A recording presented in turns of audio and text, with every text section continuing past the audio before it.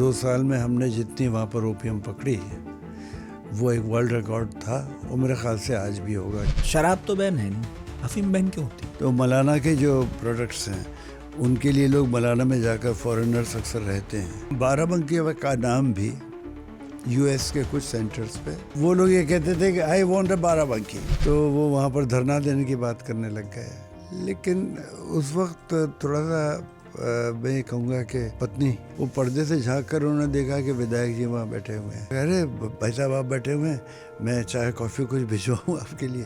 कह लेंगे नहीं मुझे चाय कॉफ़ी कुछ नहीं पीनी है। ये सुन नहीं रहे मेरी बात। गणेश शंकर विद्यार्थी जी जब मारे गए थे वो एक बहुत बड़ा कांड हुआ था, दंगा था वो। तो वो एक्चुअली भगत सिंह जी को जब फांसी दी गई थी उसकी वजह से ये एक वहाँ पर राइट हो गया। एक रिपोर्ट के मुताबिक 254 एक ही धर्म के लोगों को मारा गया। मुन्ना सोनकार उर्फ काला बच्चा, आपकी किताब में इसका बड़ा जिक्र है। कौन थे ये, क्या हुआ था? मुन्ना सोनकर उर्फ काला बच्चा जो थे वो एक पॉलिटिकल नेता हो गए थे। वैसे बेसिकली तो वो व्यापार करते थे, जो सुअर होता है उसके बाल का। और अब जब प्रेसिडेंट्स रूल उठा तो मुलायम सिंह जी की सरकार आ गई।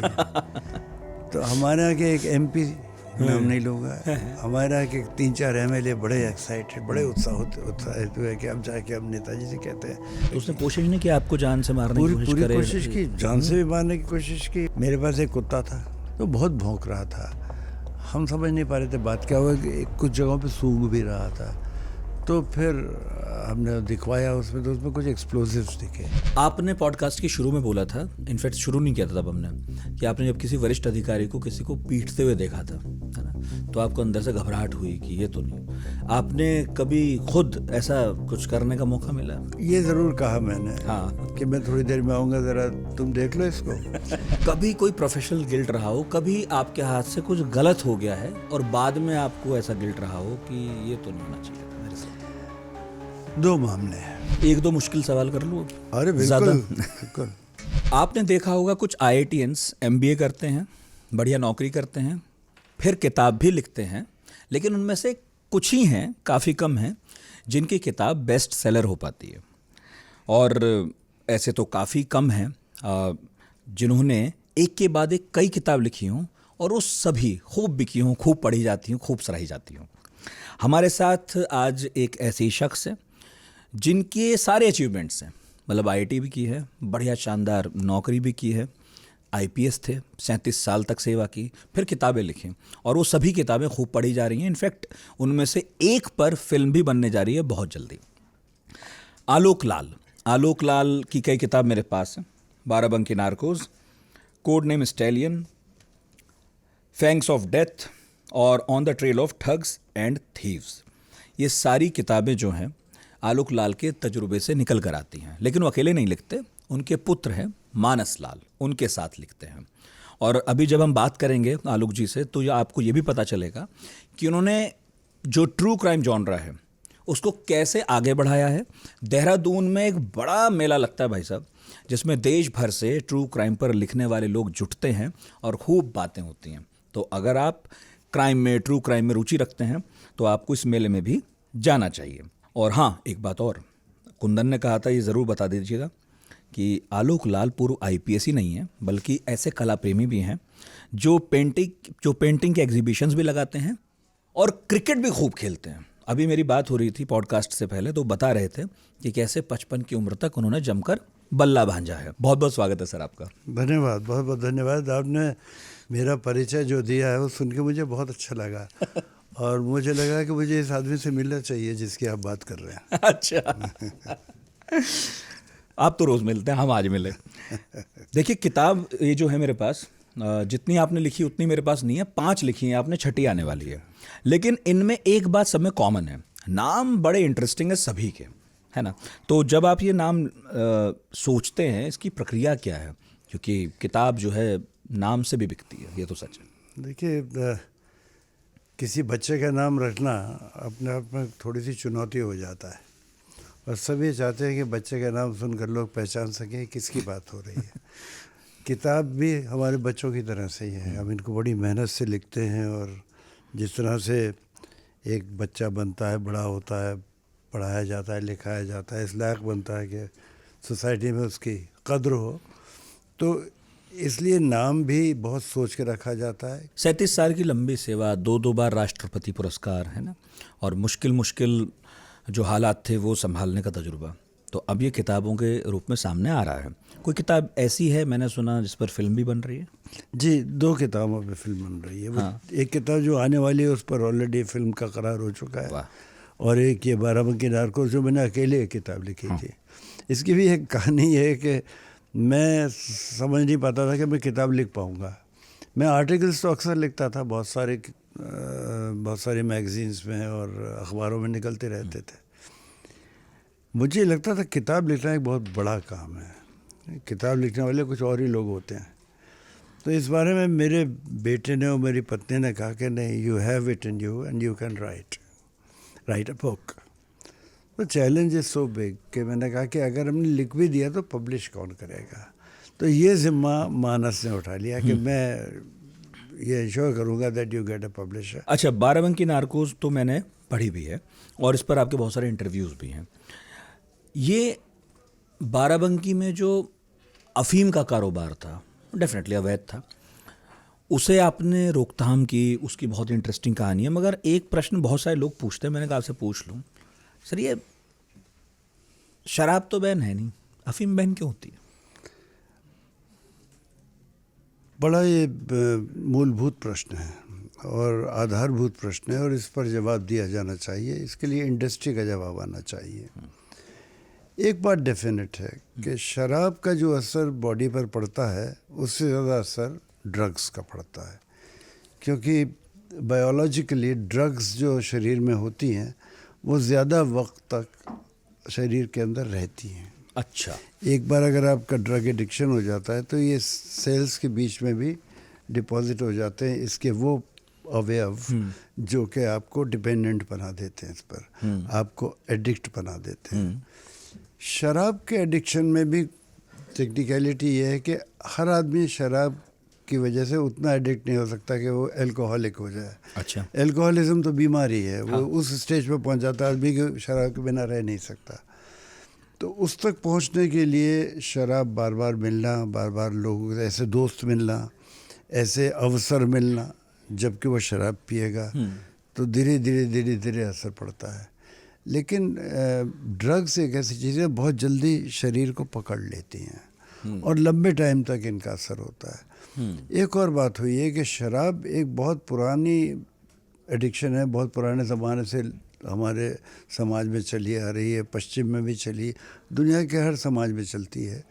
तो उस पर काफ़ी जांच पड़ताल हो चुकी है, काफ़ी लोग उस पर रिसर्च कर चुके हैं कि इसका इलाज क्या हो सकता है, किस तरह से ये नशा छुड़ाया जा सकता है।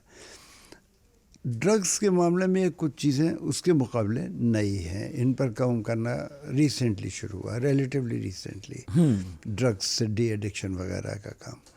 तो इतनी ज़्यादा उसमें अभी महारत मिली नहीं है कि ड्रग्स से दूर किया जा सके किसी को। तो तभी कुछ लोग ये कहते हैं कि अफीम जो है वो कोई ऐसी ख़राब चीज़ भी नहीं है, लेकिन क्योंकि उसे ठीक रिप्रेजेंटेटिव नहीं मिले, वो उस तरह से स्ट्रक्चर्ड नहीं है उसका बिकना उगना, तो वो बदनाम ज़्यादा हो गई। ऐसा कुछ? नहीं, वो बदनामी बिल्कुल होनी चाहिए उसकी, बहुत ख़राब चीज़ करती है, बहुत ख़राब चीज़ है। और ड्रग्स के जो रूप अब नए आ रहे हैं जिसमें साइकेडेलिक ड्रग्स होती हैं, जो ड्रग्स केमिकल्स से बना जाती हैं, जो सिंथेटिक ड्रग्स हैं, ये बिल्कुल बर्बाद करके रख देती हैं आदमी को, वो किसी काम का नहीं रहता है।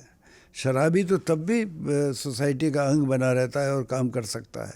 कुछ लोग ऑफिस जाते हैं शराब पी कर, वहाँ भी काम करते हैं, वो बात सही है कि वो भी अच्छी बात नहीं है, लेकिन हंसो मत कुंदन, ये अच्छी बात नहीं है। लेकिन ड्रग्स एक ऐसी चीज़ है जो कि छूटती भी नहीं है आसानी से, और आदमी को देखिए ऐसा है, मैं अगर ड्रग्स लेता हूँ तो मुझे बहुत सारा पैसा चाहिए क्योंकि ड्रग्स बहुत महंगी होती है। वो पैसा कहाँ से आएगा? हो सकता है मैं खुद कुछ हिस्सा उसका कमा सकूँ, उस पर मेरी काबिलियत पे भी डिपेंड करता है कि मैं कितना कमा सकता हूँ। लेकिन अगर मैं कमाने लायक हूँ तो ड्रग्स की वजह से कमाने लायक नहीं रह जाऊँगा। मैं अपने परिवार के किसी और आदमी से पैसा लेना शुरू करूँगा और कोई चोरी करने लगूंगा, चाहे अपने बीवी की अपनी माँ के जेवर बेचने लग जाऊँ मैं, ये भी होता है, बहुत कॉमन है। हाँ, इस किताब में से इस वाकई किताब है। में भी एक जिक्र है इसका। और फिर वो अपनी इस रिक्वायरमेंट को पूरा करने के लिए किसी भी हद तक जा सकता है। ऐसा शराब के मामले में इतना नहीं सुना गया। मैं शराब की कोई वकालत नहीं कर रहा हूँ, मैं रिलेटिव बात कर रहा हूँ, क्योंकि मैंने तुलना तो की। मुझे ये कहना है कि ड्रग्स बहुत ही ज़्यादा ख़राब हैं। और अगर आप मुझे किताब दें तो इसके शुरू में मैंने एक उक्ति कोट की है, वो है drugs are nihilistic, they undermine all values and radically overturn all our ideas about good and evil, what is just and what is unjust, what is permitted and what is forbidden. No, इसमें ये Octavia पाज का कहा हुआ है। मुझे ये कहना है this is the correct description कि आदमी का वो जो तमीज़ होती है समझने के लिए क्या अच्छा है क्या बुरा है, विवेक, उसके लिए विवेक ख़त्म हो जाता है। वो ये नहीं समझ पाता है कि सोसाइटी के लिए क्या अच्छा है, उसके परिवार के लिए क्या अच्छा है। उसको सिर्फ एक ही चीज़ नज़र आती है कि मुझे कहीं से मेरा फिक्स मिल जाए। तो ये एक बहुत ख़राब चीज़ है। मैं समझता हूँ कि ड्रग्स से इंसान को बचना चाहिए और परिवार को उसकी बहुत मदद करनी चाहिए। उसको मान के चलना चाहिए कि एक बीमारी है और उसको घर से निकाल दिया, उसको पीट दिया, उसका ये कर दिया वो कर दिया, ये नहीं है। उसको एक केस की तरह लेकर उसका मेडिकली, साइकोलॉजिकली और फैमिली के अंदर उसके प्रति सहानुभूति दिखाते हुए, उसकी समस्या को वास्तव में समझते हुए, कई डायमेंशंस की समस्या के हैं, वो ठीक करना चाहिए। लेकिन इसी किताब में एक लड़के ने आपसे पूछा था कि कभी टुन्न हुए हो? आपने कहा नहीं, तो उसने कहा फिर तुम क्या जानो क्या चीज़ है। जी, तो उसमें एक वो हफीज़ जालंधरी का शेर भी था, वो है ना कि शराब मत पियो, वो कभी जानता है कि उसने शराब पिया है, वो वाहिद शराब पीने को मना करता है ना। तो वो एक मैंने कोट कहीं किया हुआ है इसमें। तो वो जो है कि कहने वाला ये कह जाता है कि भाई पहले अनुभव तो करो तभी तो बात करोगे, लेकिन ये अनुभव नहीं करो तो अच्छा है, मुझे तो ये कहना है।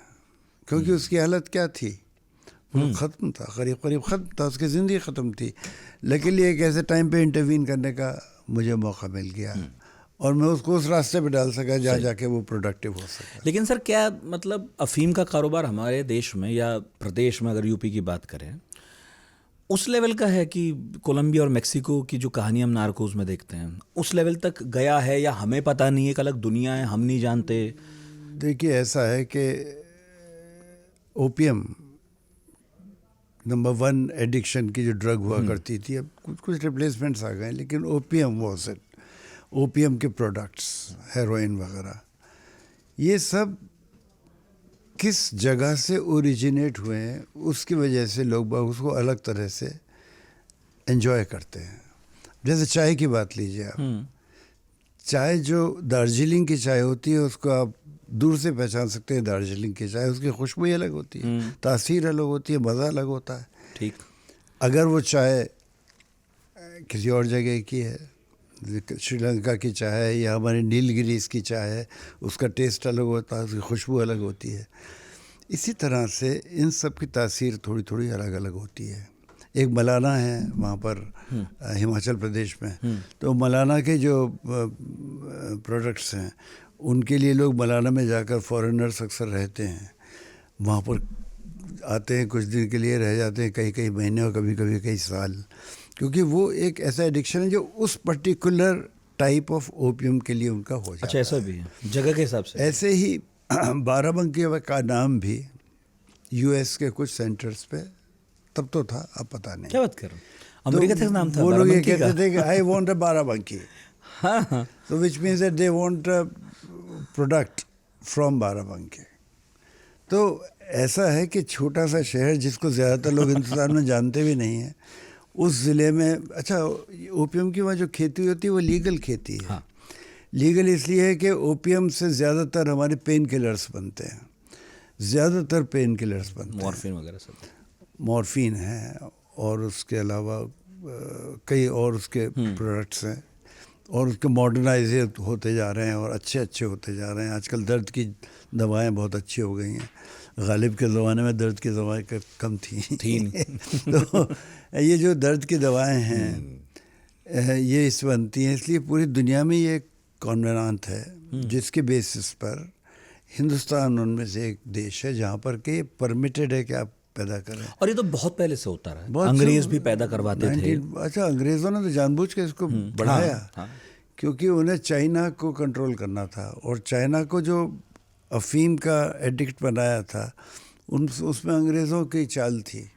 पूरी एक सेंचुरी ऑफ शेम है उसकी। हाँ, वो पूरा किस तरह वहाँ की नौजवान पीढ़ी अंग्रेज़ों की यहाँ उगवाई अफीम खाकर एकदम बर्बाद हो गई। एब्सोल्युटली। और फिर किस तरह उन पर धीरे कब्जा होता चला गया, वो तो बड़ी भयानक कहानी है। वो ही है कि अब वो सबसे ज़्यादा अंग्रेज़ों से सुन लीजिए आप भाषण कि बड़ी ख़राब चीज़ है, तो दुनिया भर को एडिक्ट बनाने के बाद कहते हैं अच्छी चीज़ नहीं है। तो वो अपना फ़ायदा देख रहे थे क्योंकि उनके चाइना से वहाँ का बहुत खूबसूरत जो प्रोडक्ट होता था, वो चाहे सिल्क हो, चाहे उनकी पॉटरी हो, चाहे और चीज़ें हो, वो लाने के लिए पैसा नहीं था। तो पैसा कहाँ से आएगा, तो उनको इसका एडिक्ट बना दिया गया और इसके लिए फिर स्मगलिंग शुरू हो गई। फिर पैसा आने लगा, वो गोल्ड के फॉर्म में उनको पेमेंट करते थे क्योंकि मनी नहीं दे पाते थे, उसके लिए तो रिकॉर्ड चाहिए था। तो गोल्ड आपने पढ़ा होगा, इस किताब में लिखा है मैंने।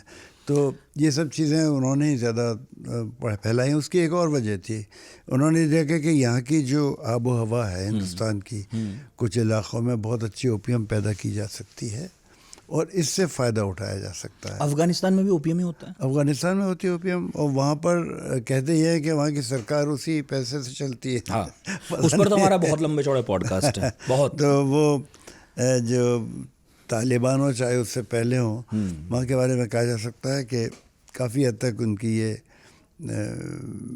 चीज़ कंट्रोल से बाहर है। अभी ना जो मैं आपसे बता रहा हूँ, अभी 4-5-6 एपिसोड पहले हुआ था, इकबाल चंद मल्होत्रा हैं, डॉक्यूमेंटेरियन है, खूब अफगानिस्तान गए हैं, उन्होंने किताब लिखी है इस पर कि मेरे पास वो किताब आई है। हाँ, तो उन्होंने उस ओपीएम का जब खेल पूरा ढंग से खोला, हमारी आंखें खुली रह गई कि जो खबरें सूचनाएं हम तक पहुंचती हैं कि इसने उसका तख्ता पलट कर दिया, ये राष्ट्रपति बन गया, ये हो गया, तो ये तो ऊपर ऊपर की पॉलिटिकल है, कभी हमें लगता है विचारधाराओं पर है। जब हम 2-4 परतें खोलते हैं तो पता चलता है उसमें पैसा इन्वॉल्व है और सबसे ज़्यादा पैसा ओपीएम से आ रहा है।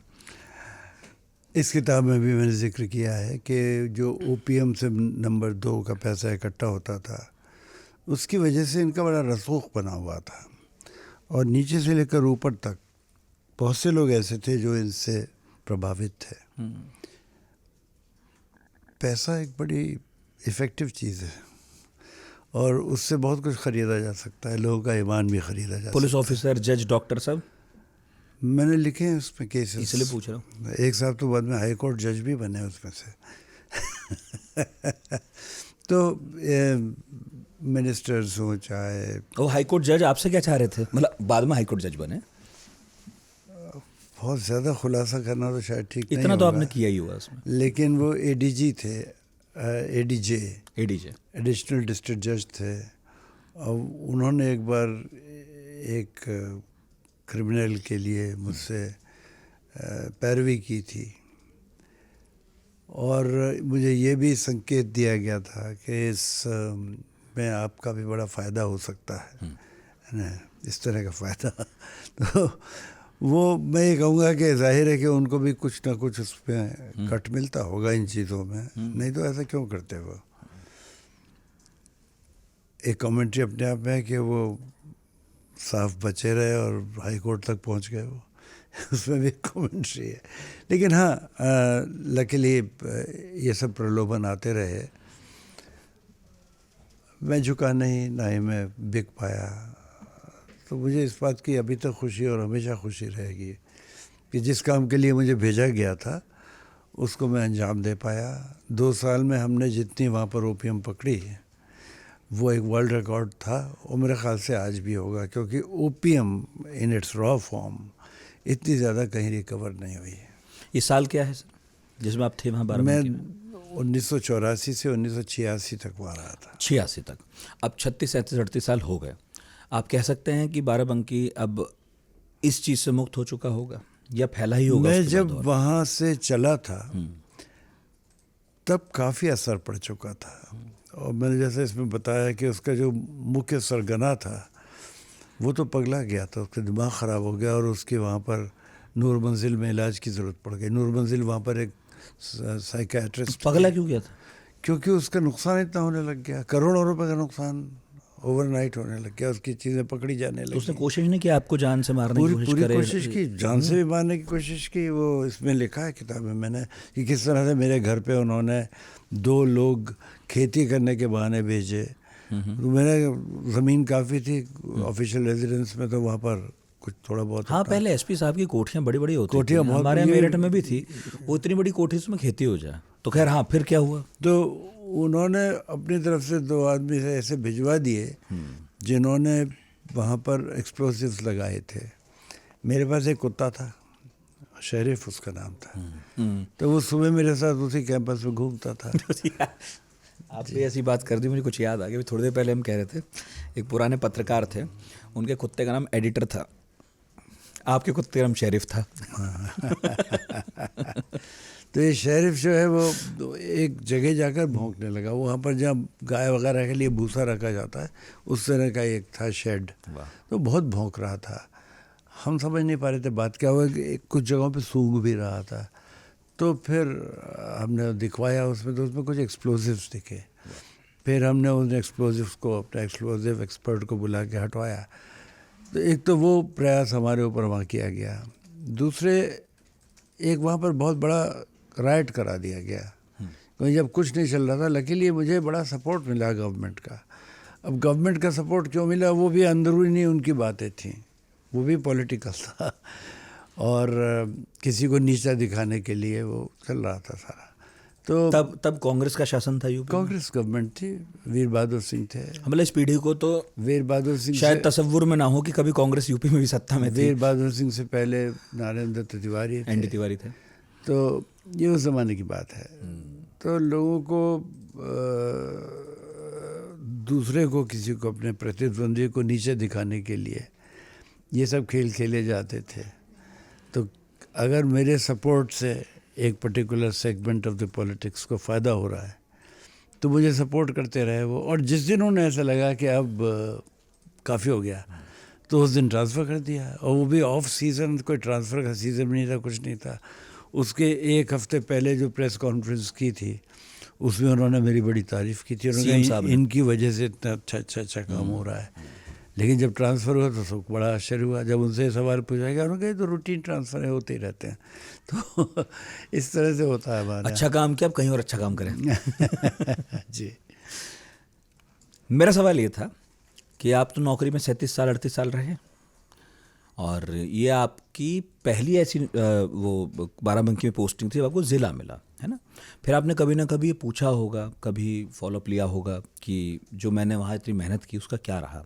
तो मैं ये पूछ रहा था आपसे कि क्या उसे लेकर आप बाद में संतुष्ट रहे, वो चीज़ ख़त्म हो गई, बढ़ गई? क्योंकि अभी भी यूपी में इस तरह के जो कार्टेल्स हैं उनका खुलासा होता रहता है। ये सवाल जो आपने पूछा था वो रह गया जवाब देने से, क्या उसका आगे क्या हुआ। देखिए, मैं उसके कई साल बाद जब ये किताब लिखने के लिए गया था वहाँ मुझे बुज़ुर्ग लोग मिले जो उस टाइम पर थे। उन्होंने मुझसे ये कहा कि आपके उसका असर ये हुआ था कि वहाँ पर ओपीएम की जो स्मगलिंग थी वो बिल्कुल ट्रिकल डाउन हो गई थी, वो बिल्कुल ही मामूली सी होकर रह गई थी। क्योंकि ये जो हमारा जो असर, जो नाभि पे अटैक हो गया था उनके, क्योंकि उनका जो मुख्य सरगना था वो इसमें शामिल किया गया। आपको आश्चर्य होगा कि उसके खिलाफ कभी कोई केस नहीं रखा गया था। ऐसे ऐसे लोग जो उसके लिए काम करते थे उनकी कोई हिस्ट्री शीट नहीं थी। वो उसके पीछे कितने लोगों की मिली भगत रही होगी कि ऐसे आदमी के खिलाफ वो मुकदमे ही नहीं लिखे गए या उसकी हिस्ट्री शीट ही तैयार नहीं की गई ऐसे लोगों की जो कर रहे थे। इनकी हिस्ट्री शीट थी, जो इसके मुख्य सरगना थे उनकी थी हिस्ट्री शीट, लेकिन उसमें कुछ होता नहीं था। तो मुझे कहना यह है कि उनके खिलाफ जब एक्शन हुआ टॉप लोगों के खिलाफ, तो उसका एक अच्छा असर पड़ा, एक सिग्नल असर पड़ा उस पर। और आगे आने वाले कई साल तक ये काम बिल्कुल धंधा ढीला पड़ गया। अब तो यूपी में नहीं होता है काम, ऐसा क्या, ऐसा तो नहीं, मतलब पता लगता है ना। मैं ये कह ही नहीं सकता क्योंकि हर जगह कुछ ना कुछ तो चल ही रहा है। अब हम उत्तराखंड में हैं, उत्तराखंड बड़ी शांत स्टेट मानी जाती है, क्राइम से बची हुई मानी जाती है, लेकिन वहाँ भी एडिक्शन की बड़ी प्रॉब्लम हो गई है। और ये एडिक्शन जैसे पंजाब में है, पंजाब का एडिक्शन है। जब हमने लोग पकड़े थे उस टाइम पर, हमारे रिकवरीज हुई थी, तब रिबेरो साहब वहाँ पर, जोलियो रिबेरो वहाँ डीजी थे, तो उनका फ़ोन आया मेरे पास, उन्होंने मेरी बड़ी तारीफ़ की कि आपने ऐसे लोग पकड़े हैं जिनको हम भी तलाश कर रहे थे, और कई बातें उनसे इस तरह की हुई थी। तो वो भी एक बहुत बड़ा मेरे लिए एक इनाम था कि इस स्टेशन के ऑफिसर ने मुझसे बात की पर्सनली। तो आप जो पूछ रहे थे कि आपको कभी जब पीछे देखते हैं तो क्या लगता है, मुझे इस बात की खुशी होती है कि मैं इस हालत में हूँ कि ये किताब लिख सकूँ और दुनिया को बता सकूँ कि ये पॉसिबल है कि इसमें एक्शन लिया जा सके। लेकिन हाँ, उसमें पॉलिटिकल बैकिंग की बहुत ज़रूरत है। मान लीजिए मुझे वो उसी प्रेशर में वहाँ 2 साल के बजाय 2 महीने में ट्रांसफ़र कर देते, तो ये मैं ना कर पाता। हो सकता है मुझे ये भी सबक मिलता है कि भाई दूसरी जगह जाके ज़रा चुपचाप बैठे रहो, हो सकता है। लेकिन इससे मुझे बड़ा सपोर्ट मिला और वो प्रोत्साहन मिला जो मुझे चाहिए था शुरू में। एक पुलिस अधिकारी के जीवन में नेताओं का बड़ा योगदान होता है ना, उसे ख़राब करने में भी, पुलिस अधिकारी के करियर को और बढ़ाने में भी होता ही है। इस पूरे करियर के दौरान आप किस नेता की तारीफ़ करेंगे? कई सरकारें देखी आपने कि इन्होंने बड़ा सपोर्ट किया, आप ही कह रहे हैं। मैं ये कहना चाहूँगा कि मुझे डायरेक्टली किसी ने नुकसान नहीं पहुँचाया। वो डायरेक्टली नुकसान पहुँचाने का मतलब ये कि कोई ऐसा मुख्यमंत्री जो मुझसे व्यक्तिगत तौर पर नाराज़ हो गया हो इसलिए उसने मुझे नुकसान पहुँचाया, ऐसा तो कोई नहीं था। और आप जानते हैं कि आईपीएस ऑफिसर्स की पोस्टिंग, ट्रांसफ़र, प्रमोशन जैसी चीज़ों में मुख्यमंत्री तक बात पहुंचती है। तो मैं तो ये कहूँगा कि किसी ने मुझे व्यक्तिगत तौर पर नुकसान पहुंचाने की कोशिश की हो, ऐसा नहीं है। लेकिन एक आईपीएस ऑफिसर जब अपना करियर शुरू करता है, उसके दिमाग में एक नक्शा होता है कि इस रास्ते पे मैं चलूँगा, फिर ये होगा, फिर ये होगा, फिर ये होगा। उसकी कुछ उम्मीदें होती हैं, कुछ सही होती हैं, कुछ गलत होती हैं, लेकिन उम्मीदें होती हैं। वो रास्ता चलने में जो बाधाएं आती हैं उसकी वजह से वो रास्ता कभी बदल जाता है, वो कभी पूरी तरह भटक जाता है। तो वो ऐसा नहीं हुआ, वैसा नहीं हुआ। मैं कहूँगा कि पोस्टिंग हो जाती थी, लोग पॉलिटिशियंस अपना भला पहले देखते थे, लेकिन मैं नहीं समझता व्यक्तिगत तौर पर कोई मुझसे नाराज़ होकर किसी ने ऐसा किया हो। जब मैं भी मेरठ में पढ़ता था, मैं देखता रहता था, अखबारों में आता था, कई बार हम खुद भी देखते थे कि एसपी साहब के दफ्तर में फला नेताजी पहुंच गए और युवा नेताजी पहुंच गए, और कई बार जो है ज्ञापन देख के मामला निबड़ जाता था। कई बार ज्ञापन देने के दौरान झूमा झटकी हो जाती थी, और ऐसा रोज़ ही होता था कि वो इसे धमकी देता था और एसपी साहब कहते थे कि जा जो करना कर ले, देख लूँगा। आपके जीवन में कितनी बार हुआ ऐसा? हाँ, होता रहा, बहुत हुआ। इसमें एक बाराबंकी नारकोस में मैंने एक उनका लिखा है, एक युवा विधायक के बारे में। हाँ, पुत्तू अवस्थी उनको कहते हैं। अब रहे नहीं बेचारे वो। तो वो एक काम से मेरे यहाँ आए थे, उसका मैंने पूरा डिटेल में डिस्क्रिप्शन दिया हुआ है। वो जो चाह रहे थे वो बिल्कुल गलत था, और जो मैंने किया था, एक्शन लिया था, वो बिल्कुल सही था, कानून के मुताबिक था। अब जैसे कि आप कह रहे हैं पहली पोस्टिंग थी, उस वक्त तक बिल्कुल ही सिद्धांत पे अड़ गए। हमने कहा नहीं, इसमें कुछ नहीं हो सकता है, तो गोकशी का मामला है, और गोवंश को जो इस तरह से करेगा उसका तो अब छोड़ नहीं सकते उसको। उनका वोट का मैटर था, उनका वोट बैंक था वो। तो वो कहने लगे मैं पंडित जी से बात करूँगा, पंडित जी मतलब नरेंद्र तिवारी जी से बात करूँगा, कि उनसे मैं कहूँगा आपकी शिकायत करूँगा, तो मुझे फ़ोन मिलाने दीजिए। तब वो मोबाइल फ़ोन नहीं थे, वो तो मेरे ही फ़ोन से बात करना चाह रहे थे। तो मैंने कहा साहब ये फ़ोन मैं आपको इस काम के लिए नहीं दे पाऊँगा, ये मेरा सरकारी फ़ोन है और ये मेरे सरकारी काम के लिए है। तो स्टैंड ले लिया कि नहीं आप नहीं कर सकते फ़ोन। तो वो फिर बहुत गुस्सा हुए, और उनके जो साथ में उनके सपोर्टर्स आए हुए थे वो एजिटेट होने शुरू हो गए। फिर थोड़ी देर बाद जब उनको लगा कि बड़ी तौहीन हो रही है, तो उन्होंने उनमें से कुछ को बाहर भेज दिया कि मैं अकेले में बात करता हूँ। तब कहने लगा कि लाल साहब आप समझिए हमारे लिए बड़ी नाजुक स्थिति है। मैंने कहा लेकिन मैं इस पर कुछ नहीं कर सकता हूँ। कहने कि मैं फिर यहीं पर बैठ जाऊँगा। तो वो वहाँ पर धरना देने की बात करने लग गए। लेकिन उस वक्त थोड़ा सा मैं ये कहूँगा कि पत्नी काफ़ी देर हो गई थी, रात काफ़ी देर हो गई थी, और हमारा जो ऑफिस था वो ऑफिस कम रेजिडेंस वाला ऑफिस था। जनरली एसपीज के 2 ऑफिस होते हैं, तो वो ऑफिस कम रेजिडेंस वाला था। तो वो पर्दे से झाँक कर उन्होंने देखा कि विधायक जी वहाँ बैठे हुए हैं। तो वो पहले से एक दूसरे को मिल चुके थे। तो उन्होंने कहा अरे भाई साहब आप बैठे हुए हैं, मैं चाय कॉफ़ी कुछ भिजवाऊँ आपके लिए।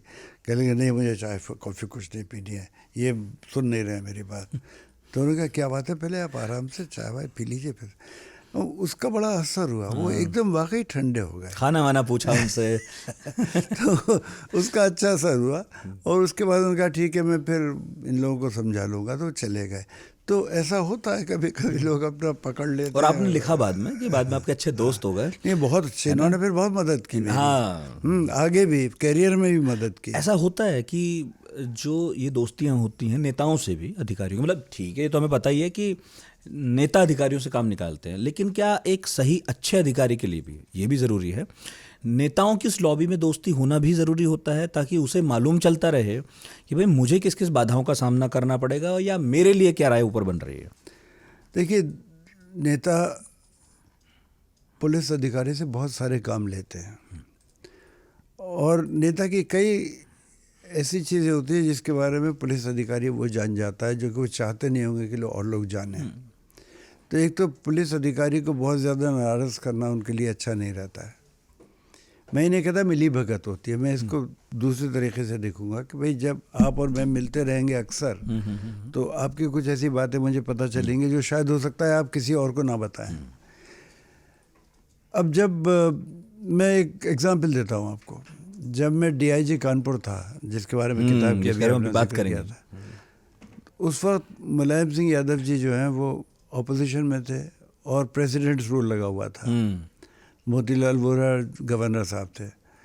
तो उस दौरान जब कभी भी इनका नेताजी कहते ना इनको, मुलायम सिंह जी का फ़ोन आता था, तो मैं उनसे कह देता था कि ये काम आपका सही है, कानूनन सही है, ये काम आपका हो जाएगा। अगर उनका ऐसा फ़ोन आता था जिसमें मैं समझता था कि नहीं होना चाहिए, तो मैं साफ साफ मना कर देता था। अब जब प्रेसिडेंट्स रूल उठा तो मुलायम सिंह जी की सरकार आ गई। तो हमारे यहाँ के एक एमपी, नाम नहीं लूँगा, हमारे यहाँ के 3-4 एमएलए बड़े एक्साइटेड, बड़े उत्साहित हुए कि अब जाके हम नेताजी से कहते हैं कि इस डीआईजी को हटाओ। सब नेताजी के पास गए, तो उन्होंने इनसे ये कहा कि आप डीआईजी साहब से मिले हैं कभी? वो डीआईजी साहब बड़े इज्जत के साथ कहते थे, वो डीआईजी साहब से मिले हैं कभी आप? नहीं मिले तो नहीं है, सारी सुनी सुनाई बातें हमारे वर्कर बताते हैं कि वो सुनते नहीं हैं। तो उनका जाके उनसे एक बार मिल लो। और मैं आपको बताऊं कि उन्होंने कभी भी मेरे सही काम के लिए मना नहीं किया, जबकि हमारा रूल भी नहीं था तब भी। तो वो आए मिलने एमपी साहब और कह लगे नेताजी आपकी बड़ी तारीफ़ कर रहे थे। मैंने कहा ये उनकी मानता है कि वो तारीफ़ कर रहे थे, मैं तो वो काम करता था जो सही हो सकता था। तो उन्होंने इतने पॉलिटिकल प्रेशर के बावजूद मुझे वहाँ पर बनाए रखा। तो ये आप समझ सकते हैं कि सारे नेता जो हैं इस बात को जानते हैं कि अफसर सही काम कर रहा है या नहीं कर रहा है। ये उनके अपने एटीट्यूड पे डिपेंड करता है कि वो कितनी इज्जत करते हैं कानून की। सही। अब तो अब रिटायर तो मेरा ख्याल है अभी हुए होंगे ना, मैं कुछ साल पहले 2012 में, है ना। हाँ, तो आपने अखिलेश यादव का काल भी देखा होगा। नहीं, मैं यूपीए से यहाँ गया था ना उत्तराखंड। अरे आप मैं सन 2000 में उत्तराखंड आ गया था। अच्छा, तो 12 साल आप फिर नए राज्य की सेवा में लगे। और उसी लिए आया था मैं कि एक नए राज्य में नई पुलिस बल, कुछ आदर्श हैं जिसमें नए पुलिस बल में आ सकते हैं। 2000 में जब ये 3 राज्य बने, उत्तराखंड ही बना, तो ये क्या आप लोगों के ऊपर था, आईपीएस के ऊपर थोड़ी होगा कि आप चुन सकें, या था ऐसा? नहीं, ऐसा था कि ऑप्शंस के लिए कहा गया था। अच्छा। लेकिन ऑप्शन के साथ साथ कुछ कंडीशंस थी कि जैसे मैं यूपी का जो मेरी पोजीशन थी अपने बैच में वो नंबर 1 थी, तो फर्स्ट पोजीशन होल्डर था। दूसरी चीज़ ये कि मेरा उस वक्त जो मैंने होम कार्डर दिया था वो यूपी दिया था, क्योंकि मेरे पिताजी यूपी में पोस्टेड थे। सही। तो मुझे यूपी कार्डर मिल गया। और वैसे आप राजस्थान से हैं, भरतपुर से। लेकिन तो यूपी कार्डर मिल गया। फिर उसमें एक नियम ये था कि अगर कोई इंटरनल कैंडिडेट है उसी स्टेट का और उसकी पोजीशन ऐसी है कि वो अपनी पोजीशन की वजह से वहाँ पर अलॉट हुआ है, तो वो नई स्टेट में नहीं जा सकता। तो मेरे पे ये अप्लाई हो रहा था, लेकिन मैंने अपने प्रयास किए और यहाँ जो होम मिनिस्ट्री है उसमें बात की। होम मिनिस्ट्री में मुझे अच्छा सपोर्ट मिल गया, और साथ ही साथ बहुत से ऐसे अधिकारी थे जो यूपी से उत्तराखंड नहीं आना चाह रहे थे। ऐसे लोग भी नहीं आना चाह रहे थे जो उत्तराखंड के मूल निवासी थे। अच्छा। बल्कि जब मैं आने लगा यहाँ पर तो डीजीपी ने मुझसे कहा, चीफ सेक्रेटरी ने कहा, होम सेक्रेटरी ने कहा, कहाँ जा रहे हो? क्यों पर? वहाँ तो कुछ काम ही नहीं है। इसके अलावा ये नए राज्य में करने को तो बहुत काम होगा। हाँ, यही मेरा कहना था उनसे कि नया राज्य है, हम यूपी में इतने साल से देख रहे हैं, इतना बड़ा समुद्र है, इसमें हम लहर नहीं उठा सकते। छोटा मोटा कुछ करते रहेंगे, कहीं थोड़ा बहुत डुबकी मार दी, कुछ कर दी, ज़्यादा नहीं कर सकते। लेकिन अगर हम नए राज्य में जाके बिल्कुल शुरुआत करेंगे किसी नए पुलिस बल की, तो बहुत से ऐसे आदर्श होंगे जिसको हम उसमें वास्तव में ला सकते हैं। तो लेकिन वही प्रयास था। बिल्कुल। Murder in the balance, Kanpur की कहानी। बाबरी विध्वंस हुआ और यूपी जो पहले से काफ़ी संवेदनशील था, कानपुर ख़ास तौर पर संवेदनशील था, और यहाँ आप तैनात थे, है ना? हुआ क्या था कि आपको एक किताब लिखनी पड़ी? आप जानते हैं कि कानपुर एक बहुत अच्छा इंडस्ट्रियल टाउन था। वहाँ पर बहुत ही उद्योग लगे हुए थे और लोगों के पास बहुत नौकरियाँ थी, खूब काम करते थे। धीरे धीरे वो उद्योग ख़त्म होने शुरू हो गए। कई रीजंस थे उसके। इंटरनेशनल प्रेशर्स थे, इंटरनेशनल ट्रेड के जो तरीक़े आए, रिक्वायरमेंट्स इंटरनेशनली जो आने लगी, उसके हिसाब से ये ट्रेड्स धीरे धीरे धीरे, और फिर मैं भी ये भी कहूँगा कि जो नई पॉलिसीज़ गवर्नमेंट की आती रही उसकी वजह से जो वहाँ पर लेट्स से जो कपड़े की मिल थी, बहुत कपड़ा बहुत बनता था, तो उसमें जो काम करते थे लोग, वो मज़दूर, उनके पास फिर नौकरी नहीं रही, बंद हो गया। जब वो लोग खाली हो गए, तो वहाँ पर एक आपराधिक प्रवृत्ति के लोग काफ़ी हो गए शहर में। एक बहुत सुंदर बड़ा अच्छा शहर जिसको एक ज़माने में मैनचेस्टर ऑफ द ईस्ट कहा जाता था, उस शहर में ये हालात होने लग गए कि गुंडागर्दी और ये सब जालसाजी और ये सब चीज़ें बहुत होने लग गई। एजुकेशन इस स्टैंडर्ड की नहीं डेवलप हो पाई कि इस चीज़ को, चैलेंज को वो बर्दाश्त कर सके।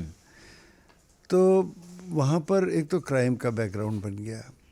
1931 में गणेश शंकर विद्यार्थी जी जब मारे गए थे, वो एक बहुत बड़ा कांड हुआ था, दंगा था वो। तो वो एक्चुअली भगत सिंह जी को जब फांसी दी गई थी, उसकी वजह से ये एक वहाँ पर राइट हो गया। कुछ लोग उसके ऑपोजिशन में हड़ताल कर रहे थे, और कुछ ऐसा लगा है कुछ लोग उसको हड़ताल को सपोर्ट नहीं कर रहे थे। तो उस चीज़ को लेकर वहाँ पर काफ़ी तनाव हो गया और एक रूप ले लिया उसने, कम्युनल वायलेंस का रूप ले लिया। 1931 में बहुत बड़ा कम्युनल राइट हुआ वहाँ पर। अदरवाइज उसकी कोई कम्युनल हिस्ट्री बहुत ज़्यादा कानपुर की नहीं थी। फिर आज़ादी के बाद छुटपुट कुछ घटनाएं होती रहीं, लेकिन एक स्टेज ऐसा आया जब पॉलिटिक्स ही इस दिशा में बढ़ गई कि वोट लेने के लिए हिंदू मुस्लिम को बांट के रखना अच्छा रहेगा। कुछ पार्टीज़ ने यह माना कि ये वोट लेने का एक अच्छा तरीक़ा है। तो ये जब से शुरू हुआ तब से वहाँ पर हिंदू मुस्लिम की फीलिंग बढ़ी, और वहाँ ऐसे कई पॉकेट्स हैं कानपुर शहर में जहाँ हिंदू और मुसलमान बहुत आसपास रहते हैं। एक नई सड़क है वहाँ पर, उसकी एक तरफ मुस्लिम पॉपुलेशन पूरी है, एक तरफ हिंदू पॉपुलेशन पूरी।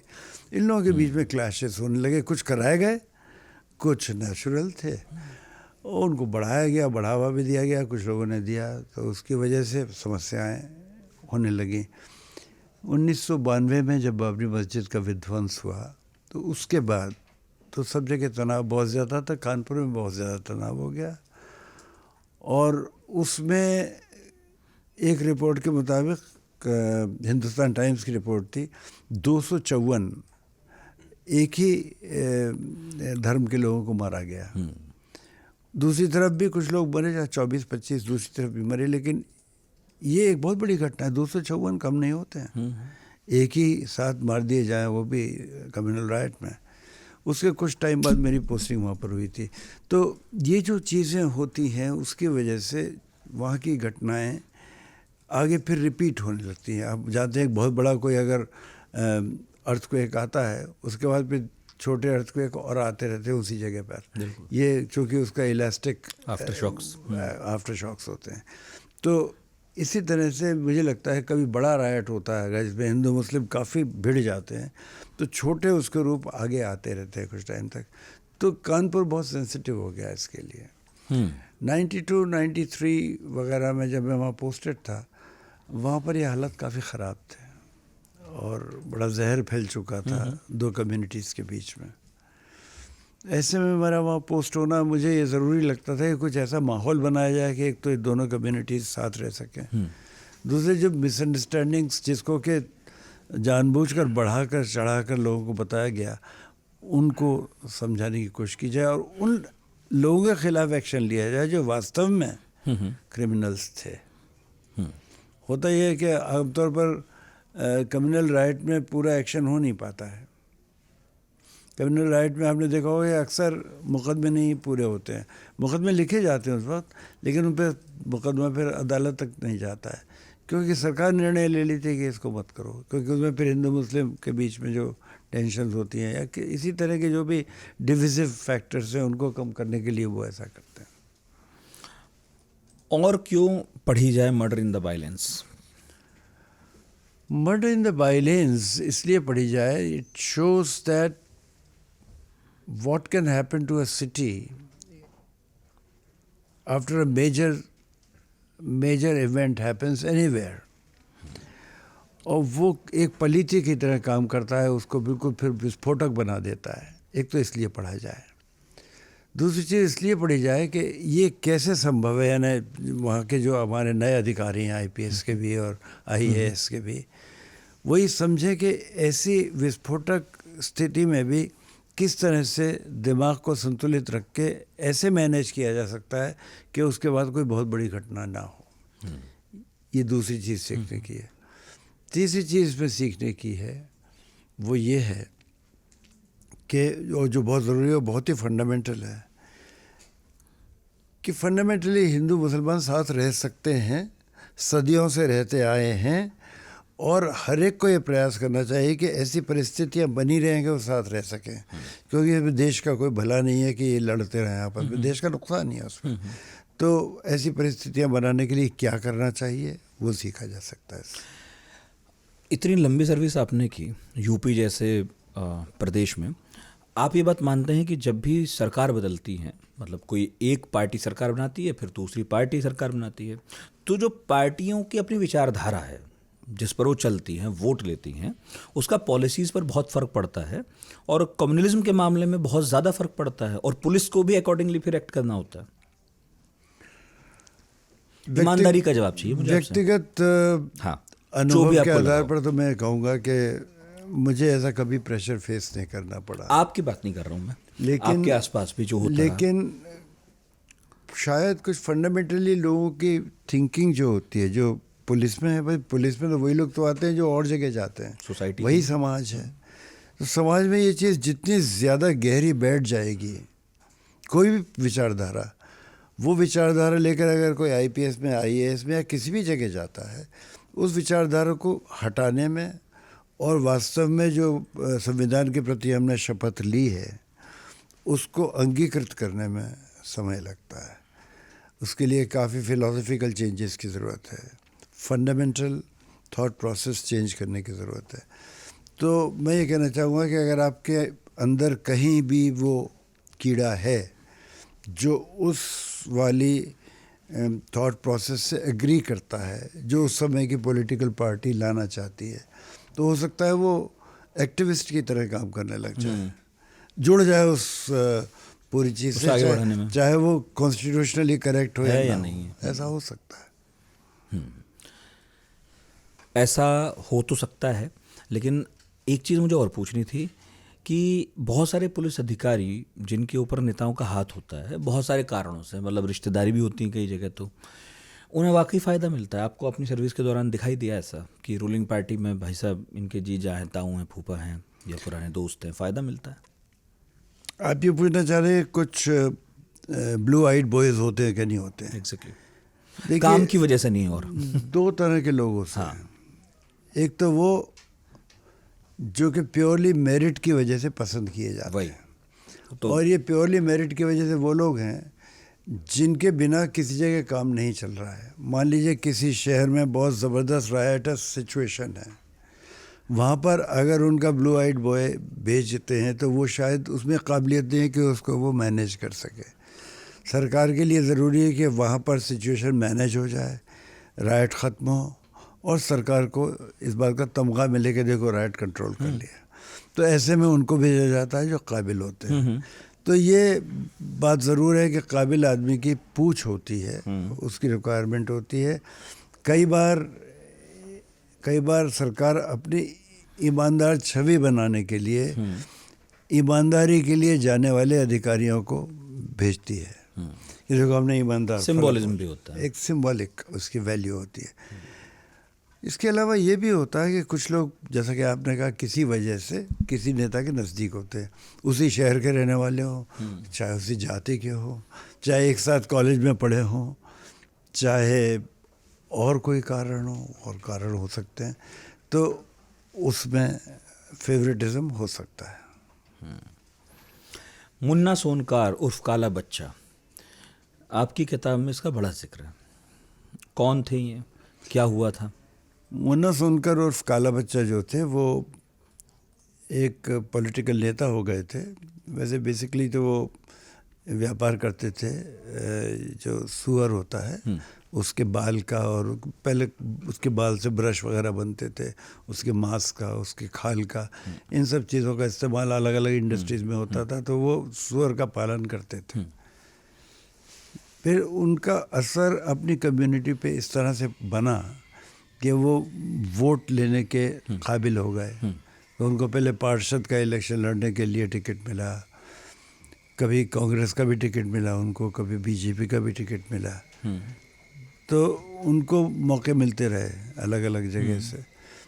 फाइनली जब वो बीजेपी के सपोर्टर थे और बीजेपी के आदमी माने जाते थे और उनको इलेक्शन लड़ना था बीजेपी के टिकट पर, लड़ भी चुके थे एक इलेक्शन जो हार गए थे वो, लेकिन दूसरे साल भी मिलना था, उस टाइम पर उनकी हत्या हो गई थी। उस हत्या में मानकर चला गया कि इनको हिंदू मुस्लिम कॉज की वजह से मारा गया है, क्योंकि इनको ये कहा जाता है कि जो बहुत सारे मुस्लिम्स मारे गए थे उसमें इनका हाथ था, हिंदुओं को बचाने में इनका हाथ था।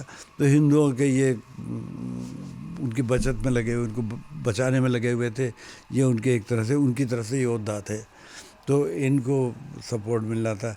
सच बात यह है कि दूसरी तरफ ये भी कहा जाता है कि इनकी जो अपनी एक बिल्डिंग थी जिसमें लोग किराएदार थे, दुकानें भी थी, लोग रहते भी थे, उसमें बहुत सारे मुस्लिम्स रहते थे। उन सब की जान बचाने के लिए उन्होंने ख़ुद बहुत मेहनत की, ख़ुद अपनी जान। तो ये दो तरह के इसके बारे में की बात कही जाती थी कि ये हिंदू लोग कहते थे हमारी सपोर्टर हैं, मुसलमान कहते थे हमारी भी रक्षा करते, हमारे रक्षक हैं।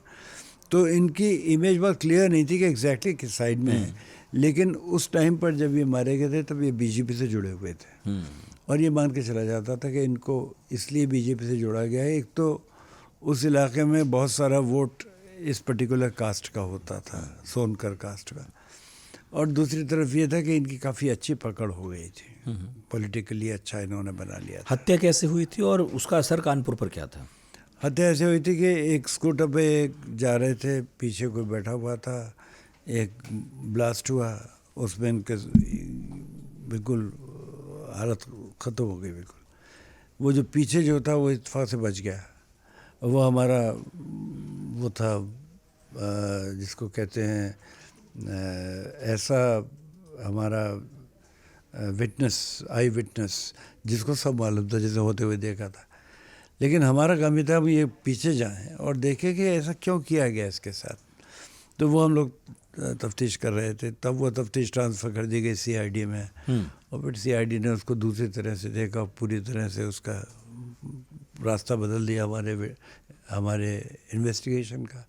कोई भी कारण हो सकते हैं, हम सोच रहे हैं हम सही कर रहे थे, हो सकता है वो सही कर रहे हो। अब मैं इसमें इसलिए कमेंट नहीं करूँगा, उसके बाद मैं जब हट गया वहाँ से तो पीछे क्या हुआ मुझे कहना नहीं चाहिए। लेकिन हाँ, ये ज़रूर है कि इनकी पूछ बहुत थी। शहर पर क्या और असर रहा? शहर पे ये असर हुआ कि एकदम वो हिंदू मुस्लिम का एंगल बन गया, कर्फ्यू लगाना पड़ा, लोग फिर जगह जगह घटनाएं बनने लग गई, होने लग गई, और कोई दुकानों में आग लगा दी गई।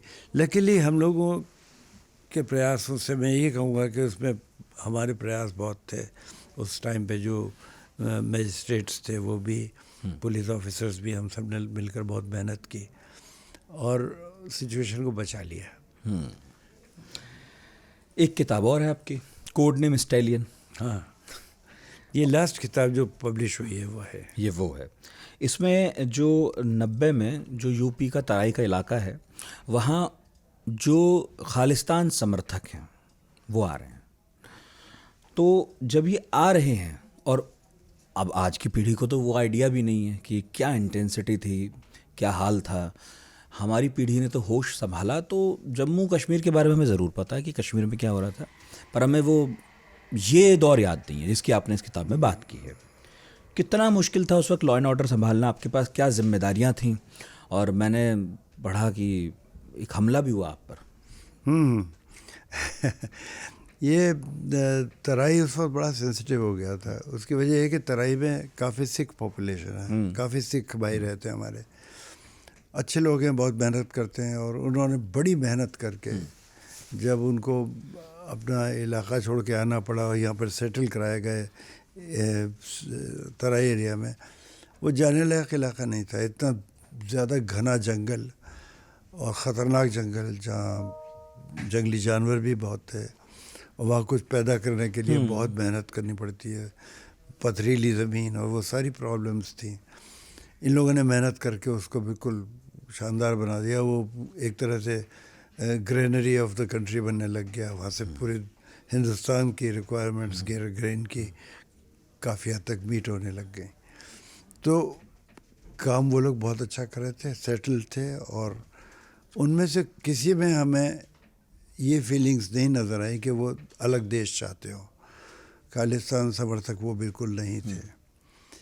उधर पंजाब में KPS गिल के ज़माने में इन पर इतना प्रेशर पड़ा कि वहाँ पे काफ़ी हद तक कंट्रोल हो गया, और इनमें से बहुत से जो इनके नेता हुआ करते थे खालिस्तानियों के, वो भागने लगे वहाँ से, दूसरी जगह बचत के लिए जाने लग गए। उनमें से एक जगह उन्होंने तराई इसलिए चुनी कि वहाँ सिख पॉपुलेशन काफ़ी ज़्यादा थी। तो वो जब आ गए तो वो अपनी आदत से तो बाज आते नहीं हैं। फिर आके यहाँ भी उन्होंने क्राइम शुरू कर दिया। फिर यहाँ पर भी उन्होंने ये प्रयास किए कि लोगों को कन्वर्ट करें, लोगों से कहें कि हमें खालिस्तान मिलना चाहिए, हमारे साथ जुल्म हो रहा है, ज़्यादती हो रही है, हमारे लोगों को एक तरह से आज़ादी मिलनी चाहिए। वो सारी चीज़ें शुरू कर दी वहाँ पर। तो उसकी वजह से एक तरफ तो ये हालात, ये जो एटमॉस्फेयर है वो डर्टी होने लग गया। दूसरे ये लोग जो आए थे, इन्होंने कुछ जगह घटना कर दी, किसी बैंक पे अटैक कर दिया, पुलिस वालों को मार दिया, सिविलियंस को मार दिया, ये कह कर के मुखबिरी है, इन्होंने मुखबिर थे, ये पुलिस को सूचना दे रहे थे, ऐसे लोगों को मार दिया। फिर ये भी शिकायतें आने लगी कि वहाँ की महिलाओं के साथ ये अभद्र हो गए और ऐसी बात। तो ये सारी चीज़ें वहाँ पर करने लग गए। मैंने इसमें लिखा है किताब में कि कितनी जगह इन्होंने कहीं सिनेमा हॉल पे बम ब्लास्ट कर दिया, कहीं पब्लिक प्लेस पे। अचानक से घटनाएं बढ़ गई यूपी में भी। यूपी में ये इसलिए किया कि आतंकवाद का मतलब ये है कि आतंक पैदा करो। तो आपने पूछा आपके ऊपर भी हमला हुआ, तो आतंक अगर पुलिस के ऊपर हमला होता है तो वो उसका असर ज़्यादा होता है, और अगर पुलिस के ज़िले के मुखिया के ऊपर अटैक हो जाए वो और भी बड़ी बात हो जाती है। अब जैसे DGP थे वहाँ के सक्सेना साहब, जम्मू एंड कश्मीर के, उनके ऑफिस में जाके उनको ब्लास्ट कर दिया गया था। आपने सुना होगा, आप बता रहे थे, J&K की जानकारी आपको है। तो वो एक इतनी बड़ी घटना थी कि उसकी वजह से पूरा देश हिल गया। या वो अटवाल साहब थे वहाँ अमृतसर में स्वर्ण मंदिर के बाहर, उनको मार दिया गया था। तो ये घटनाएं जानबूझ के की जाती है, जिससे पब्लिक ये देखे कि आम नागरिक तो है ही इससे प्रभावित, पुलिस वाले भी मारे जा रहे हैं, तो उसका एक बड़ा डीप असर पड़ता हुआ है। क्या था? तो मेरे घर पे मैं सुबह एक मीटिंग करने के लिए, संडे था, तो लोगों को बुलाया था मैंने, ऑफिसर्स आए हुए थे, बाहर बैठे हुए थे, और हम लोग बात करने वाले थे अपने अगले, और मैं नया नया पहुंचा था उस डिस्ट्रिक्ट में, मैं अभी चीज़ें समझ ही रहा था, 1 हफ्ता शायद हुआ होगा, 10 दिन हुए होंगे जब ये बात हुई है। तो उस टाइम पर आतंकवादियों ने आकर हमारे ऊपर गोलियां चलाई थी हमारी बाउंड्री वॉल के बाहर से। जिला कौन सा था ये? पीलीभीत। पीलीभीत में थे। तो वो जो चला तो उसमें हम बच गए, उसमें एक सीआरपीएफ के जवान ने बड़ा अच्छा काम किया। वो जो था ना, ये जो IPKF था, जो कि वहाँ पर श्रीलंका में हमारे पुलिस फोर्स गया था, और उसमें आर्मी और पुलिस फोर्स मिलकर, तो उसमें सीआरपीएफ का एक जवान था, वो वहाँ पर था, तो वो आया हुआ था छुट्टी पर। अच्छा। और वो मुझसे मिलने इसलिए आया था कि उसको कुछ मेरी मदद की ज़रूरत थी किसी काम में। तो उसने ये देखा कि चूँकि वो ट्रेंड ज़्यादा था, और उसने ये सब देखा था, जब वो मेरे घर में एंटर कर रहा था तब उसने कुछ सस्पिशियस मूवमेंट देख लिया था बाहर ही। उसने अंदर आते आते हमारे जो संतरी रहते थे उनको बता दिया कि बाहर कुछ गड़बड़ है, तैयार रहना। वो अंदर आया, वो मेरा मीटिंग की वजह से इंतज़ार कर ही रहा था, इतने में वो मूवमेंट जब उसने देखा तो वो मेरे ऊपर जंप कर गया वो, और मुझे उसने वहाँ से हटा लिया, गोली चली लेकिन मैं बच गया। तो ये एक अटैक डायरेक्टली हुआ था, और जगह भी हुए, आप किताब पढ़िए उसमें और भी ऐसे प्रकरण हैं। IPS होना इतना भी आसान नहीं। हाँ, बिल्कुल आसान नहीं है। मेरे जीवन पर अगर मैं गिनना शुरू करूं तो कानपुर में उसी इलाके में जिसकी मैं आपको बात बता रहा था, तो वहाँ पर मेरे ऊपर एक ईंट फेंकी गई, फुल ईंट 3री मंजिल से नीचे फेंकी गई, और मैं कार से उतर ही रहा था तब आई। इत्तेफाक से वो कार के पिछला वाला जो एम्बेसडर होती थी उसके शीशे पर गिरी, शीशा नहीं टूटा, वो फिसल के नीचे गिर के चली गई। वो अगर मेरे सर पे गिरती तो वहीं रह जाता मैं। फिर वहीं पर कुछ गीला मैं पीछे से हो गया, मुझे पता नहीं था मैं क्यों गीला हो गया, पता नहीं। उसका जब मैं घर गया, वो सारे चीज़ें निपटाने के बाद, वहाँ पर काफ़ी गोली चली, पुलिस ने भी चलाई गोली, और वो सब चल रहा था। उसका जब मैं घर पहुँचा सारी घटना के बाद, तो मैंने शर्ट धुलने को दे दी, भाई इसमें कुछ गीला करके। अगले दिन सुबह वो शर्ट जो है एक हैंगर पे मेरे सामने ले गई, और उसमें पीछे पूरा back of the shirt had gone. मालूम पड़ा कि मेरे ऊपर तेज़ाब फेंका गया था। वो तेज़ाब लकीली मेरे शरीर पर कहीं नहीं पहुंचा, उस कपड़ों पर रह गया, वो कपड़े पर रह गया। तो इस तरह की घटनाएं तो पुलिस के साथ होती रहती हैं। भयानक। लेकिन जब आप पुलिस में इतने बड़े पद पर होते हैं तो कितने वक्त तक ताकत का एहसास रहता है, और कितने वक्त बाद ऐसा होता है नौकरी में रहने के बाद कि फिर जिम्मेदारियों का एहसास ज़्यादा बढ़ जाता है, ताकत का कम हो जाता है? देखिए, फंडामेंटली तो जब आप ज्वाइन करते हैं सर्विस, उस समय एक चीज़ जो बहुत स्ट्रांगली काम करती है वो आपका आइडियलिज्म है, आदर्शवाद, सेवा भाव, वो आपको गवर्न करता है। उस वक्त तो इस तरह से एड्रेनलिन चलता है शरीर में कि सोचते भी नहीं कि हमें कुछ हो सकता है, बस काम है तो करना है। अब जैसे शिया सुन्नी राइट हो रहे थे वहाँ लखनऊ में, मैं ASP था, बिल्कुल नई पोस्टिंग, नई, और वो शिया सुन्नी दोनों तरफ से लोग खड़े हुए थे, कई सैकड़ों लोग थे दोनों तरफ, मैं अकेला ASP, मेरे साथ एक गनर और 2 PSC के सिपाही थे। मैं अंदर घुस गया ये सोच के वो मेरे साथ साथ भी चल रहे होंगे, वो जीप में बैठे रह गए। मैंने उनको देखा था ना कि मेरे साथ है तो आएंगे साथ में। मैं जब बीच में पहुंच गया और मैंने डंडा उठाया तो एक तरफ से गोली चली।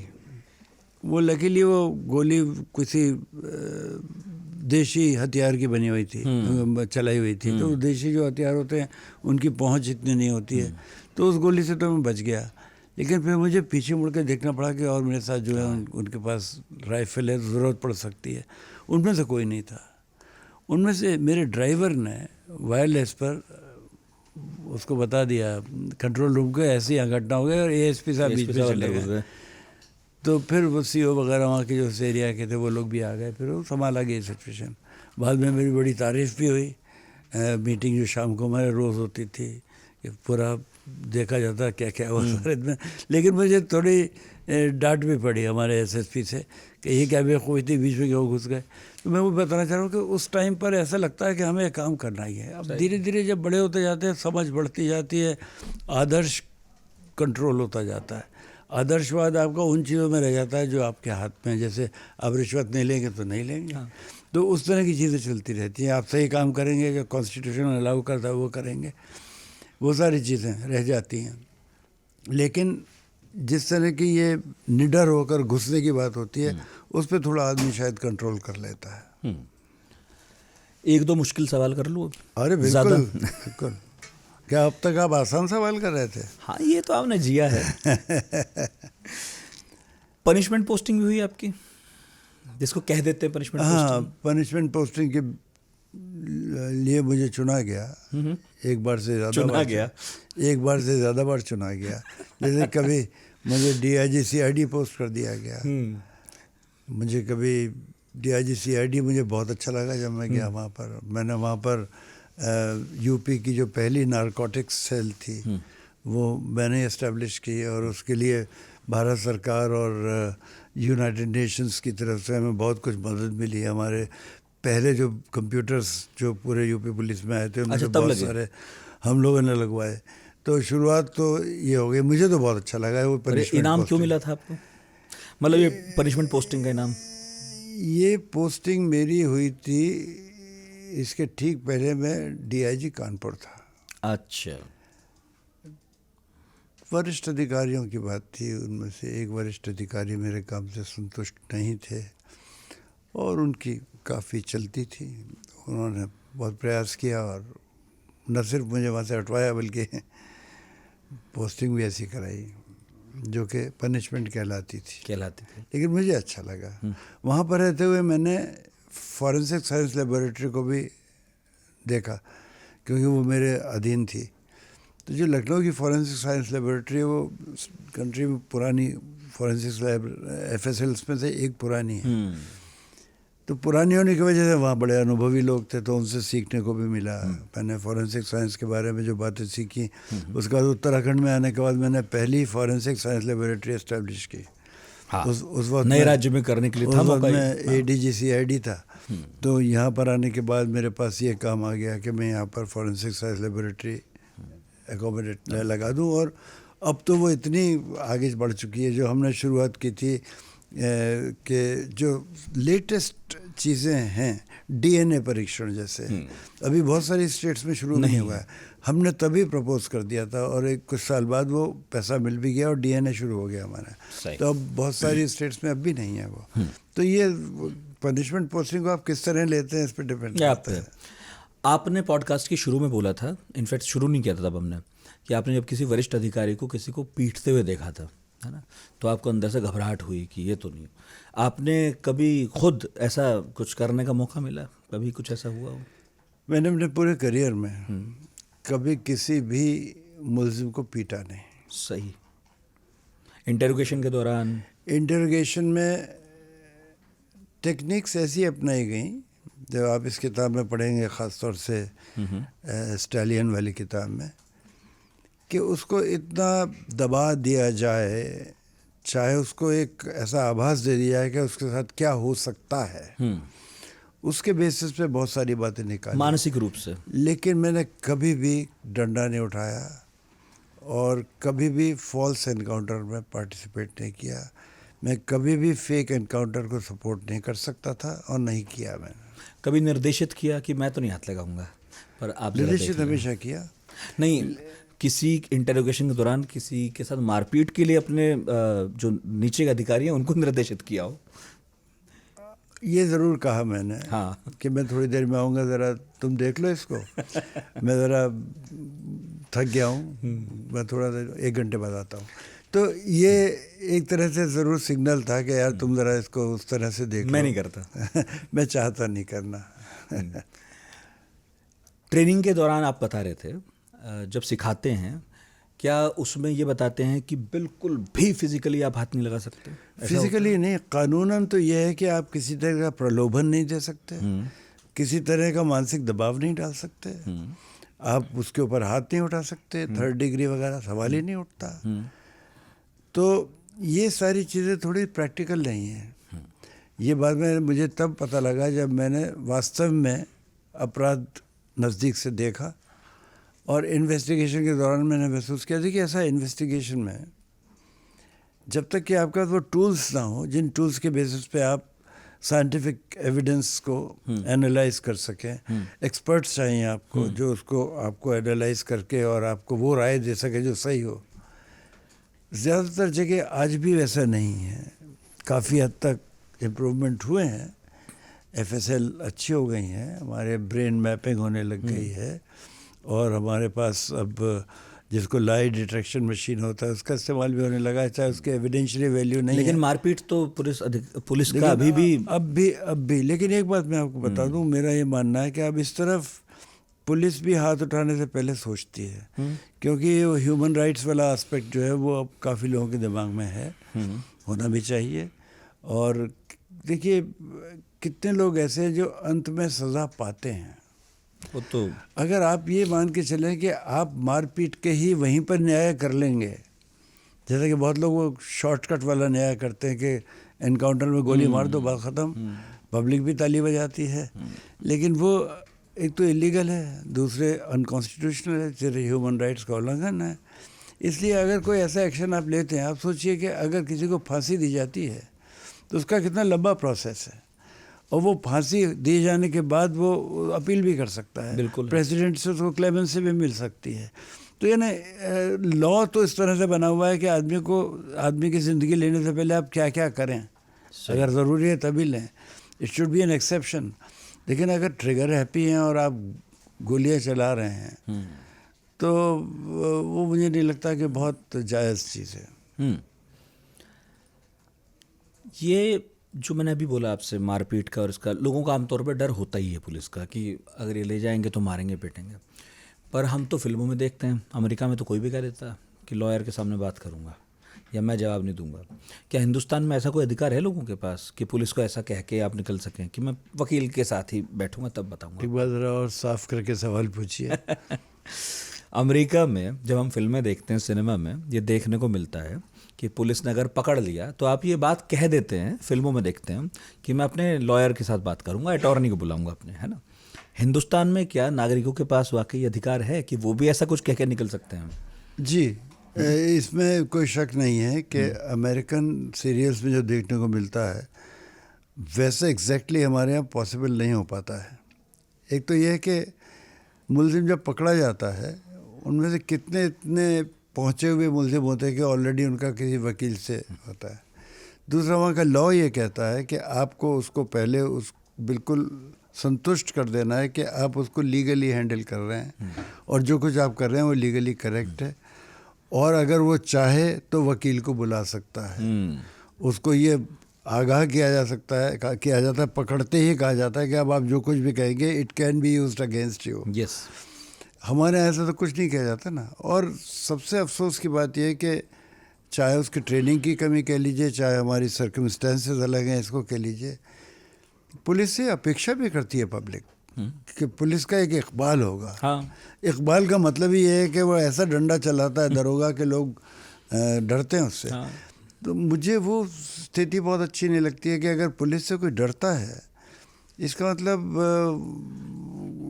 ठीक नहीं है। भाई कानून से क्यों डरे आदमी? सही, जो तोड़ नहीं रहा है कानून को क्यों डरे? उसे नहीं डरना चाहिए। अच्छा, 37 साल के लंबे करियर में कभी कोई, आखिरी मुश्किल सवाल है बस, ये पॉडकास्ट तो हमारा ठीक ठाक हो गया अब ड्यूरेशन, कभी कोई प्रोफेशनल गिल्ट रहा हो, कभी आपके हाथ से कुछ गलत हो गया है और बाद में आपको ऐसा गिल्ट रहा हो कि ये तो नहीं होना चाहिए था मेरे साथ?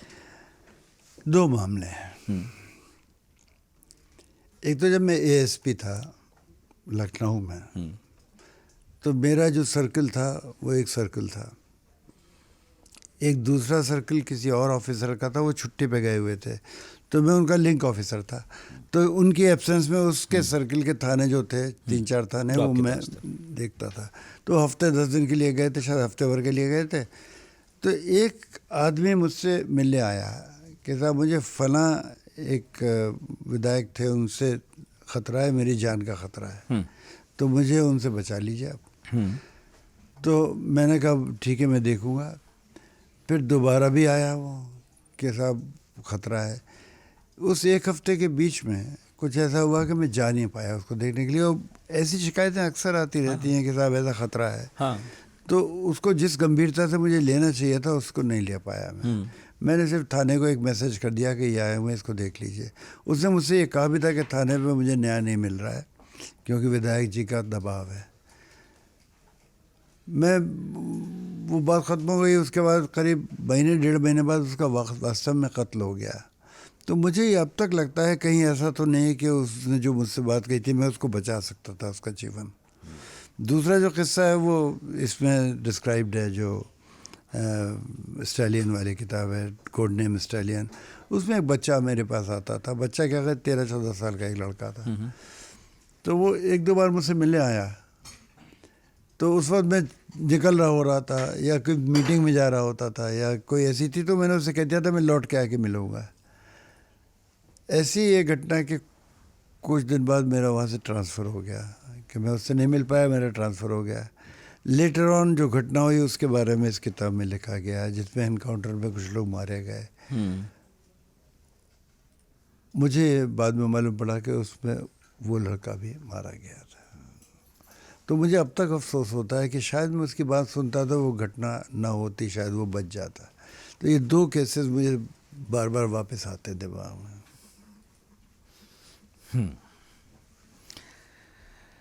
ऐसे तो किताब आपने 5 लिखी हैं, छठी आ ही रही है, लेकिन एक किताब है on the trail of thugs and thieves, है ना, और इसमें 8 कहानियाँ हैं। हाँ जी, ये एक्चुअली शॉर्ट स्टोरीज़ हैं।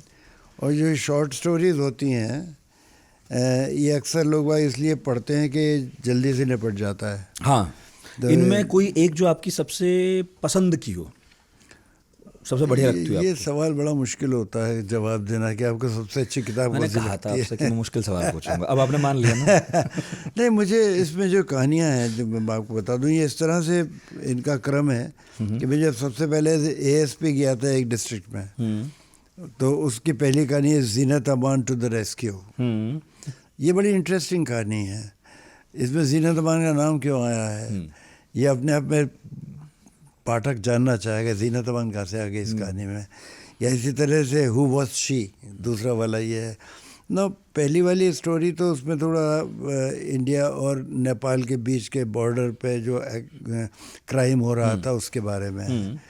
इन सभी कहानियों में ऐसा है कि हम शुरुआत में तो मामूली सा कोई केस देख रहे हैं, शिकायत इस बात की था चोरी हो गई या कुछ छोटा मोटा झगड़ा हो गया, और उस चोरी की जब तफ्तीश करने गए, तब विवेचना करने गए, तो उसमें कई और पहलू निकले, कुछ और ही बड़ा निकला। पर्दे के पीछे कुछ और हो रहा था। फिर ये there was too much darkness there, ये कहानी जो है ये मुझे कहना पड़ेगा कि इससे मुझे ख़ास तौर से लगाव है, क्योंकि ये इतना विभत्स मेरे जीवन का अनुभव है कि मैं इसको भूल नहीं सकता। और ये there was too much darkness there एक बच्ची का स्टेटमेंट है, छोटी सी बच्ची का। एक्सीडेंट हुआ था संगम एक्सप्रेस का, जिसमें 32 जानें गई थी, ट्रेन एक्सीडेंट था। उसमें ये एक बच्ची बच गई थी जिसकी माँ उस एक्सीडेंट में मर गई थी, और उसके फादर वहाँ मिले नहीं थे।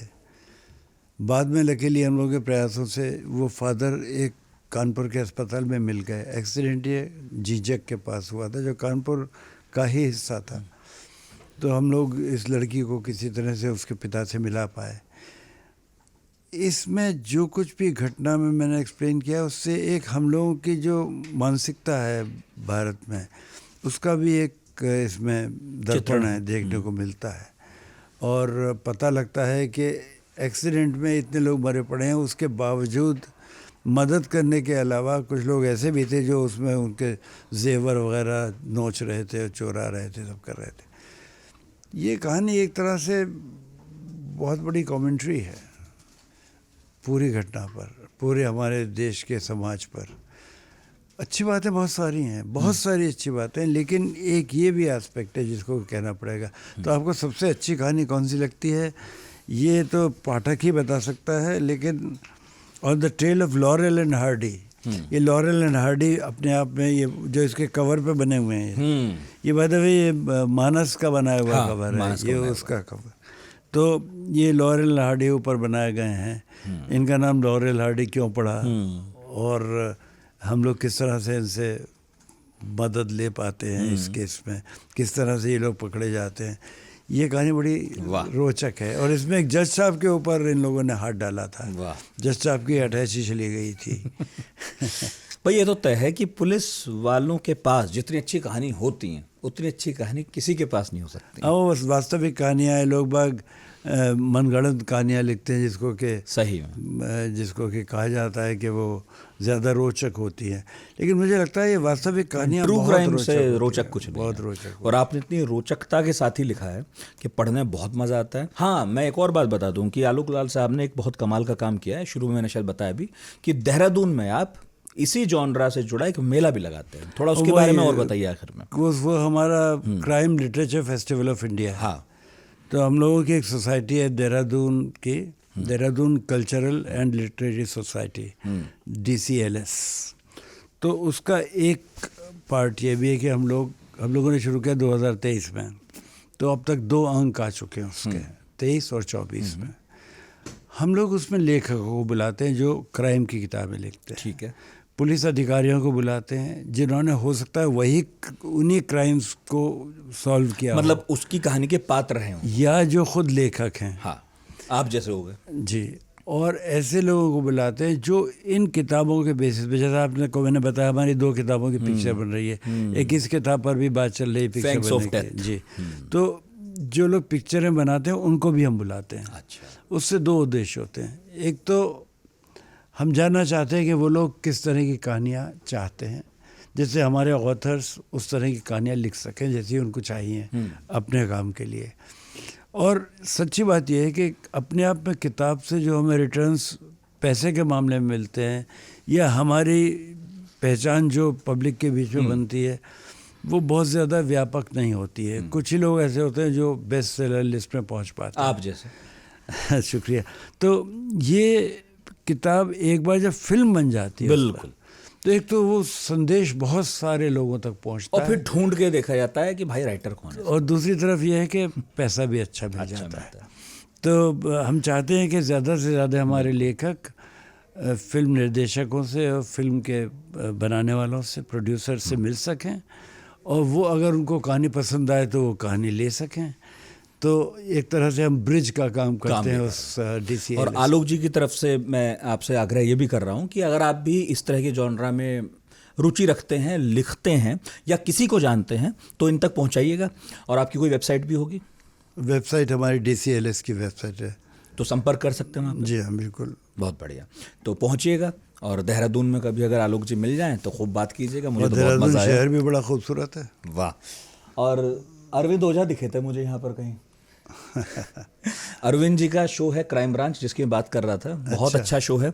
और चूंकि हमें पता है कि बहुत सारे लोग हैं इस वक्त जो ट्रू क्राइम और क्राइम की कहानियां सुनना चाहते हैं, तो उस पर एक पॉडकास्ट है। हाँ, तो मैं चाहूँगा कि जल्दी वो भी आपको अपना मेहमान बना के बुलाएं, तो जो कहानी आज रह गई वो उस दिन सुनेंगे क्राइम ब्रांच में। बहुत बहुत शुक्रिया, थैंक यू वेरी मच। बहुत शुक्रिया सर, बहुत अच्छा लगा आपसे मिलके, और मुझे उम्मीद है आपको भी लगा होगा। और आलोक लाल अच्छा लगा, बेस्ट सेलर लेखक हैं अब तो, और इतनी सारी किताब हैं आपके पास, बहुत से ऑप्शंस हैं, सब पर हमने बात की। जो आपको अच्छी लगी हो वो ढूंढ कर पढ़िए, आपको शर्तिया मज़ा आएगा। और ये पॉडकास्ट कैसा लगा उसके लिए तो कमेंट बॉक्स खुला है, ज़रूर लिखिएगा। बहुत बहुत शुक्रिया। अगले गुरुवार फिर हाजिर होंगे पढ़ाकू नितिन के नए एपिसोड में।